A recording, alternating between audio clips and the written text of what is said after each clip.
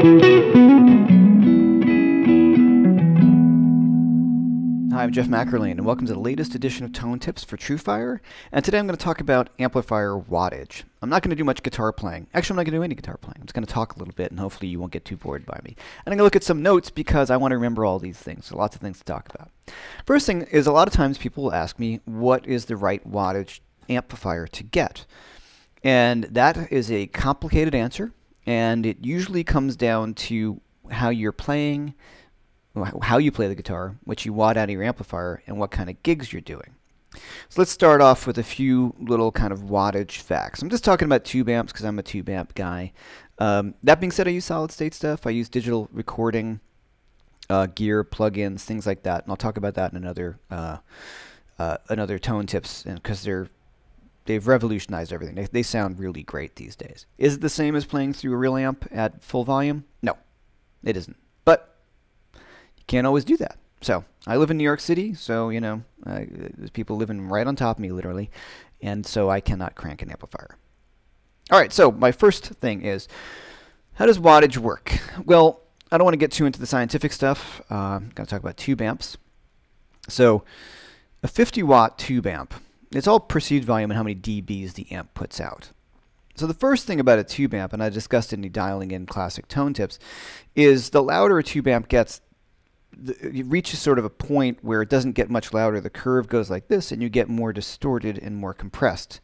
And sometimes, often in tube amps, you can go too far, as I demonstrated in the classic how to set up a classic guitar sound with my old Marshall, where it doesn't sound very good if I crank everything, because it just gets flubby and not very pleasant sounding. One amp I use quite a bit for small gigs in New York City. Say if I'm playing with a singer-songwriter, and I just need a low wattage, like a low volume gig, but I want to use a tube amp. I have a Fender Pro Junior, which I think is just a great little amp, really reasonably priced, and I believe they're 12 watts.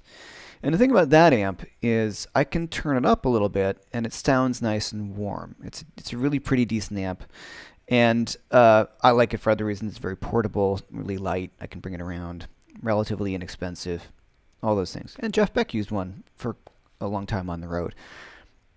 On an aside.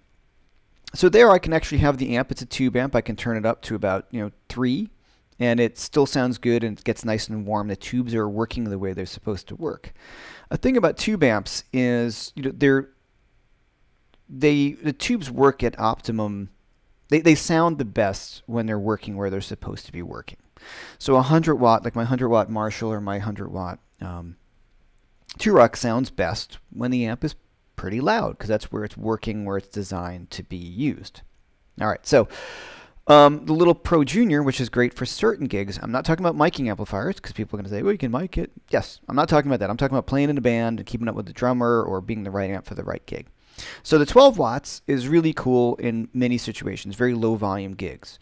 I used to play at this wine bar with my band, and that was the perfect amp. It was a very small room. I didn't want to get loud, had one 10-inch speaker. It was the right amplifier for the right room. One day I decided to bring a 30-watt 112 amp, and it was just too much. Like, even I didn't have the volume that much, but just the sound of the amp was just too big for the room, and it just felt so much louder. It was just the wrong amp for the wrong room. So, all right, so that's another thought. All these things, there's no simple answer. There's no free lunch, right? Okay, so 12 watt Fender Pro Junior is great for a lot of gigs. And certainly, like I said before, if I was playing some places like in New York City, the bitter end, a 12 watt amp can be really great if they're miking it. If I'm playing with a singer-songwriter, it's great. So that's not an amp that I would want to use with my trio, because I want to have more dynamic range. That brings me to this point. So what happens with the amp, and like I said, I can't really show you too well here because it's all going to sound the same through the speakers, is if I'm playing and have that amp at, like, say 4, where it's kind of starting to break up, I level out at that volume. I peak out, right? So it doesn't get any louder, it just gets more distorted. So if the drummer is playing, they start hitting, and I'm playing harder and pushing overdrives, it's just going to compress more, and it kind of flattens out. There's nothing I can do. I have no horsepower left. So if you look at tube amps or wattage like horsepower, how much you need for that gig. So the next one kind of up, there's AC 15s, just 15 watt amps. But say something like the really popular amp is a Marshall 18 watt or the Fender Deluxe Reverb, which is 22 watts. Now there you're getting to something that's going to have more headroom. I find the Fenders have a little more headroom than that particular Marshall, because I have that particular Marshall. And that's great, once again, because you have this more clean headroom. For me, if I'm going to have one amp that I think will cover most of the range, I think 30 watts or 30 to 40 watts is a really great number, because there I have some clean headroom. I have space before the amp starts breaking up. So you have to really think about the way you play the guitar. So for instance, just to backtrack, I have my 20 watt Marshall, which is really great if I'm playing a blues gig and it doesn't need to be that loud. It's going to break up pretty early. And I control everything with the volume of my guitar, and it's really, I think it's a really great amp and a really nice solution for many rooms. If I need a loud, clean sound, it is absolutely the wrong amp to bring, because I can't do that. There's no loud, clean headroom on the amplifier. This is where it brings me to something about 30 watts. And I talked to a lot of my guitar player friends, TrueFire buddies, professional musicians. 30 watts is a really nice kind of sweet spot, 30 to 40 watts, because that allows us that clean headroom like I was discussing. And then we can also get the amp to kind of do its thing. Sometimes. Now, many amps have master volumes, but it doesn't even matter if you have your master volume up all the way. If it's a low wattage amp, it's going to distort more. Right? So if you want that clean headroom, I found in most situations, 30 to 40 watts will give you that kind of leeway. All right, then you might ask, well, Jeff, I see you have a 100 watt amp here and a 100 watt amp here. Well, the first thing is I can drop this down to 50 watts. It does have a master volume in it. And the same thing with this 100 watt Marshall. I did put a half power switch in it and also put a master volume in it, so I can actually control the amplifier. So here's my other kind of point. The other way you can approach playing through an amplifier is playing through a louder wattage clean amp and using your pedals to get all your sounds. So they call it a pedal platform. So this 2-Rock, if I'm not using the master volume, let's just say, I can get a really great loud clean sound out of this, and which is my favorite thing about this amplifier, like I've heard no other amp do. It's huge, great, clean sound that is just a pleasure to play. Now, if I want to get more overdrive, I can use pedals, because there's so many great pedals out there that we know these days that will emulate the sound. If I could turn this up to 10 and get it to overdrive the way I want it to, if I want to get more overdrive out of the amplifier, I can use pedals. So this case, what I love about that idea, and most of the times if I'm traveling, fly dates and things, I'll ask for, sometimes you don't always get what you want on tours.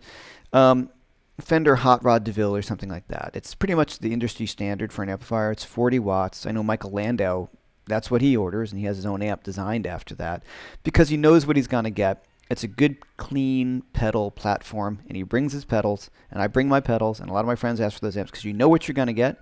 You bring your pedals that sound best, and you get a lot of clean headroom. So in other words, the amplifier is really just making your sound louder. Right, the sound that you have in your pedals, so you know what it's going to be.